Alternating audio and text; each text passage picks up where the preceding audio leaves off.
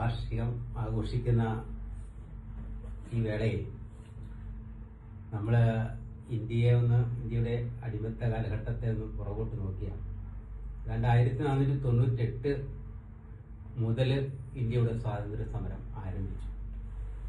98 Vasco da gamma Kappad കടപ്പുറത്ത് ഇറങ്ങുമ്പോൾ പറങ്കിപ്പട അതിശക്തമായി അതിനെ പ്രതിരോധിക്കുന്നുണ്ട്. പിന്നീട് വലിയൊരു പറങ്കി പോർച്ചുഗീസ് പോരാട്ടം. അതിനുശേഷം കുറിച്ചിയാരും രംഗത്ത് വരുന്നു, ടിപ്പു സുൽത്താൻ വരുന്നു, വേലുത്തമ്പി തളവ വരുന്നു കേരളത്തിൽ. അതുപോലെ വടക്കേ ഇന്ത്യയിൽ ബംഗാളിലെ ആൾക്കാർ, ഉത്തർപ്രദേശിലെ ആൾക്കാർ, അങ്ങനെ നിരവധിയായ പോരാട്ടങ്ങൾ.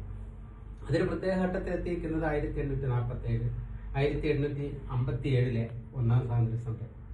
ഇന്ത്യയിലെ നാട്ടുരാജ്യങ്ങൾ മുഴുവൻ ഒറ്റക്കെട്ടായി ഝാൻസി റാണി, തൻ്റെ തൊപ്പി തുടങ്ങിയിട്ടുള്ള നിരവധിയായിട്ടുള്ള ആൾക്കാർ ഒരു വലിയ സമരത്തിലേക്ക് വരും. അതിനുശേഷം നടന്ന വലിയൊരു പോരാട്ടം എന്ന് വെച്ചാൽ ലാലാ ലജ്പത് റായിയുടെ നേതൃത്വത്തിൽ സ്വാതന്ത്ര്യ സമരത്തിന്റെ മറ്റൊരു ഘട്ടത്തിലേക്ക് കടക്കുക. അത് ധീരദേശാഭിമാനികളായിട്ടുള്ള രാജാക്കന്മാരല്ലാത്ത ആൾക്കാർ.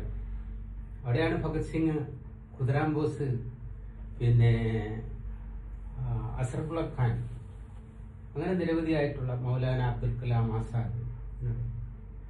പെട്ടെന്ന് തന്നെ ആ സ്വാതന്ത്ര്യ സമരത്തിന്റെ ഒരു പടവ് മാറുന്നത് ഗാന്ധിജിയുടെ 1915 പ്രവേശനത്തോടാണ്.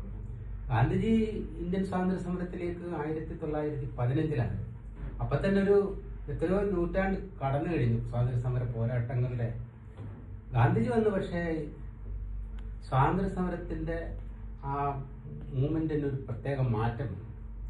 ഗാന്ധിജി ബ്രിട്ടന് നേരിട്ടൊരു ആക്രമണത്തിന് തയ്യാറാകാതെ, എന്നുവെച്ചാൽ അവിടെ പട്ടാളക്കാരെ നേരിട്ട് ആക്രമിക്കാതെ ഇന്ത്യയിലെ കർഷകര്, നീലം കർഷകര്, ചമ്പാരനിലെ കർഷകർ, ആ കർഷകർക്ക് വില കിട്ടുന്നില്ല. ഇന്ത്യയിൽ ഉത്പാദിപ്പിക്കുന്ന ഒരു സാധനത്തിനും വില കിട്ടത്തില്ല.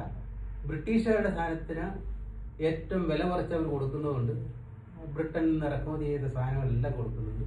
ഇന്ത്യയിലെ മുഴുവൻ കച്ചവടക്കാരും വലിയ അസംതൃപ്തിയിലാണ്. പ്രൊഡക്ഷനിലായാലും കച്ചവടത്തിലായാലും ബിസിനസ്സിലായാലും അവർ കൊണ്ടുവരുന്ന സാധനങ്ങൾ മേടിച്ച് രണ്ടാമത് കച്ചവടം ചെയ്യുന്ന റീറ്റെയിൽ കച്ചവടക്കാരായി നിങ്ങൾ നിന്നോണം. മൊത്തം ഹോൾസെയിൽ ബ്രിട്ടന്റെ അധീനതയിലായി. അപ്പം നീലം നീലത്തിന് വില കിട്ടാതെ വന്നപ്പം ചമ്പാരനിൽ നിന്ന് ആദ്യത്തെ സമരം ആരംഭിക്കുക. എന്നുവെച്ചാൽ ഇന്ത്യയിലെ അടിസ്ഥാന വർഗങ്ങളായ കർഷകരെ സംഘടിപ്പിച്ചുകൊണ്ടൊരു പോരാട്ടത്തിന് ഗാന്ധിജി തയ്യാറാകുക. അങ്ങനെ പിന്നെ രണ്ടാമത്തെ ഒരു വിഷയം എന്ന് വെച്ചാൽ ഇന്ത്യയിലെ ജാതി പ്രശ്നമാണ്. അതുവരെ ഇന്ത്യൻ സ്വാതന്ത്ര്യ സമരത്തിലേക്ക് താഴ്ന്ന സമുദായങ്ങളിൽ ആരും രംഗത്ത് വന്നില്ല. മുസ്ലിം സമുദായങ്ങളും വന്നില്ല. മുസ്ലിം സമുദായങ്ങൾ നേതാക്കന്മാർ അഷ്റഫുള്ള ഖാനെ പോലെയുള്ള, മൗലാന അബ്ദുൽ കലാം ആസാദ്, ജിന്നെ പോലുള്ള ആൾക്കാരൊക്കെ നേരത്തെ ഉണ്ട്. പക്ഷേ ഈ മുസ്ലിം ജനസമാനത്തിന്റെ മഹാഭൂരിപക്ഷവും ഇന്ത്യയിലെ താഴ്ന്ന ജനവിഭാഗത്തിന്റെ മഹാഭൂരിപക്ഷവും ഇന്ത്യൻ സ്വാതന്ത്ര്യ സമരത്തിൽ അണിനിരക്കാതിരുന്ന ഒരു കാലഘട്ടമായിരുന്നു അതിനു മുമ്പ്. എന്നാൽ ഗാന്ധിജി ഈ 3 ആൾക്കാരെ കൂട്ടി യോജിപ്പിച്ചുകൊണ്ട് ഇന്ത്യൻ സ്വാതന്ത്ര്യ സമരം ഒരൊറ്റ കൊടക്കീഴിൽ കൊണ്ടുവരികയും അതിശക്തമായ ഒരു പോരാട്ടം ഗാന്ധിജി നടത്തുകയും ചെയ്തു. അവിടെ നേതാജി സുഭാഷ് ചന്ദ്രബോസ് വേറെ വ്യത്യസ്തമായൊരു പാത തെരഞ്ഞെടുത്തു. ബ്രിട്ടനെതിരെ അഹിംസയിലുള്ള മാർഗം സ്വീകരിക്കാൻ വേണ്ട, അവന്മാര് നമ്മളെ തോക്കുകൊണ്ട് അടിക്കുകയും ലാലാ ലജ്പത് റായി എന്ന് പറയുന്ന പഞ്ചാബിലെ സിംഹം എന്നറിയപ്പെടുന്ന ആ സ്വാതന്ത്ര്യ സമര പോരാളിയെ തെരുവിലിട്ട് തോക്കിന്റെ പാത്തി വെച്ച് എന്നിട്ട് അടിച്ചു കൊന്നു അവിടെ ഇട്ട്. അതുപോലെ തന്നെ നമ്മുടെ ലാഹോർ അവിടെ പഞ്ചാബില് വെടിവെച്ചിട്ടു. ഒരു കൂട്ടം ആൾക്കാർ ഒരു മൈതാനത്ത് കൂടിയപ്പം ആ മൈതാനം മൊത്തം അടച്ചിട്ടിട്ട് ജാലിയൻവാല കൊന്നുകളെ. അപ്പൊ അന്നേരത്തെ ഒരു സാഹചര്യത്തില് നേതാജി പറഞ്ഞ കാര്യം, നേതാജി സുഭാഷ് ചന്ദ്ര പറഞ്ഞു, തോക്കുകൊണ്ട് ഇങ്ങോട്ട് വെടിവെച്ചാൽ അഹിംസയുടെ മാർഗത്തിന് പകരം തോക്ക് തന്നെ ഉപയോഗിക്കണം, കൈകാര്യം ചെയ്യണം എന്നുള്ളൊരു നിലപാട്. അങ്ങനെ ഒരു നിലപാടെടുപ്പ് ഇന്ത്യയിലെ യുവാക്കൾ മുഴുവൻ നേതാജിയോടൊപ്പം നിന്നു. അപ്പം അഹിംസയുടെ മറ്റൊരു പക്ഷം ഗാന്ധിജിയോടൊപ്പം നിന്നു. അപ്പം ഇന്ത്യൻ നാഷണൽ കോൺഗ്രസിൽ ഇവർ രണ്ടുപേരും ഉണ്ട്. ഇന്ത്യൻ നാഷണൽ കോൺഗ്രസിൽ ഇന്ത്യൻ നാഷണൽ കോൺഗ്രസിന്റെ പ്രസിഡന്റ് സ്ഥാനത്തേക്ക് മത്സരം വരുന്നു. ആ മത്സരത്തിൽ ഗാന്ധിജി പറഞ്ഞു പട്ടാഭി സീതാരാമയ്യരെ നമ്മുടെ ഗാന്ധിജിയുടെ സ്ഥാനാർത്ഥിയായി നിൽക്കുന്നു. മറിച്ച് അപ്പുറത്ത് നേതാജി നേരിട്ട് ഇന്ത്യൻ നാഷണൽ കോൺഗ്രസിലെ പ്രസിഡന്റ് സ്ഥാനത്തേക്ക് മത്സരിക്കുകയാണ്. അപ്പൊ ഗാന്ധിജിയെ സംബന്ധിച്ചിടത്തോളം ഗാന്ധിജി പറയുന്നതിനപ്പുറം ഇന്ത്യയിലെ കോൺഗ്രസ്സുകാരോ ഇന്ത്യയിലെ മഹാഭൂരിപക്ഷം ജനങ്ങളോ വോട്ട് ചെയ്യത്തില്ല എന്ന വിചാരമായിരുന്നു ഗാന്ധിജിക്ക് അതുവരെ ഉണ്ടായിരുന്നത്. പക്ഷെ നേതാജിക്കാണ് എല്ലാവരും വോട്ട് ചെയ്തത്. അത് ഭയങ്കര ക്ഷീണമായിപ്പോയി ഗാന്ധിജിയെ സംബന്ധിച്ച്. അവസാനം നേതാജിയോട് പറഞ്ഞ് രാജിവെക്കണം, നേതാജി രാജിവെക്കണം. ഗാന്ധിജി, നെഹ്റു അടക്കം അംബേദ്കർ അടക്കം ഇന്ത്യയിലെ എല്ലാ സ്വാതന്ത്ര്യ സമര സീനിയർ ആയിട്ടുള്ള സ്വാതന്ത്ര്യ സമര സേനാനികളും നേതാജിയോട് ആവശ്യപ്പെട്ടു പ്രസിഡന്റ് സ്ഥാനം ഗാന്ധിജിക്ക് ഇഷ്ടമല്ല, അതുകൊണ്ട് രാജിവെക്കാൻ പറഞ്ഞു. അപ്പൊ ഇത് ജനാധിപത്യമാണ് എന്നുള്ളൊരു നിലപാടായിരുന്നു നേതാജിക്ക് ഉണ്ടായിരുന്നത്. ജനാധിപത്യപരമായി തെരഞ്ഞെടുക്കപ്പെട്ടതാണ് ഞാൻ.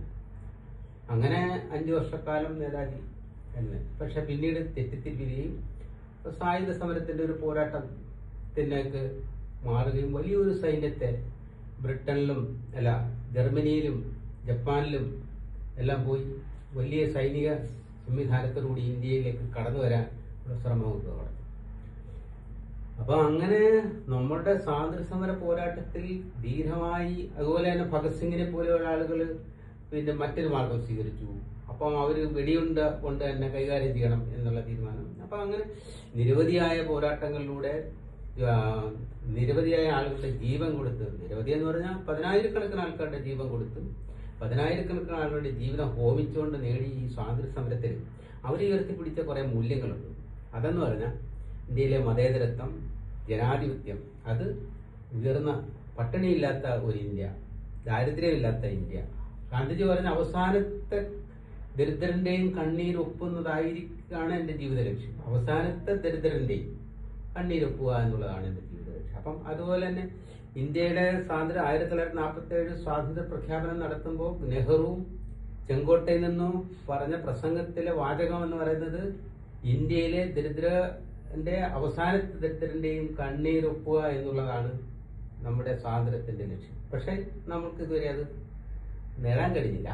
അതുപോലെ മതേതര മൂല്യങ്ങൾ, ജനാധിപത്യ മൂല്യങ്ങൾ, ജാതിചിന്ത. കഴിഞ്ഞ ദിവസം നമ്മളുടെ ഇന്ത്യൻ നാഷണൽ കോൺഗ്രസിന്റെ ഇപ്പോഴത്തെ പ്രസിഡന്റ് ഖാർഗെ പ്രസംഗിച്ച വേദിയെല്ലാം ശുദ്ധമാക്കിക്കൊണ്ട് ജാതി ഇപ്പോഴും അതിശക്തമായി വടക്കേ ഇന്ത്യയിൽ കുടികുത്തി വാഴുന്നുണ്ട്. അപ്പൊ അദ്ദേഹം പ്രതിപക്ഷ നേതാവ്, രാജ്യസഭയിലെ പ്രതിപക്ഷ നേതാവ്, ഇന്ത്യൻ നാഷണൽ കോൺഗ്രസിന്റെ ഇപ്പോഴത്തെ പ്രസിഡന്റ്, അതുമല്ല നിരവധിയായ പോരാട്ടങ്ങളിലൂടെ കർണാടകയിൽ നിന്ന് ജയിച്ചു വന്ന ആളാണ് ഈ ഖാർഗെ എന്ന് പറയുന്നത്. അപ്പൊ അദ്ദേഹത്തിന് പോലും ജാതീയമായ വിവേചനം നേരിടേണ്ടി വരുന്ന ഈ കാലഘട്ടത്തിൽ നമ്മുടെ മഹാന്മാരായിട്ടുള്ള ജീവൻ ബലി കഴിച്ച, അതുപോലെ തന്നെ ജീവത്യാഗം ചെയ്ത അവരുടെ ഓർമ്മ പുതുക്കുമ്പം അവർ ഉയർത്തിപ്പിടിച്ച മൂല്യങ്ങൾ, നമ്മളുടെ ജനാധിപത്യ ബോധം, ജാതീയത ഇല്ലായ്മ ചെയ്യുന്നത്, അതുപോലെ നല്ലൊരു ഇന്ത്യ കെട്ടിപ്പടുക്കാനുള്ള നമ്മുടെ ശ്രമങ്ങൾ ജീവിതത്തിൽ പകർത്തിക്കൊണ്ട് അവരെ നമ്മൾ സ്മരിക്കുന്ന ദിവസമാണ്. അതുകൊണ്ട് എല്ലാ സ്വാതന്ത്ര്യ സമര പോരാളികൾക്കും നമ്മളുടെ ഉജ്ജ്വലമായ സ്മരണ ആദരാഞ്ജലികളാണ്.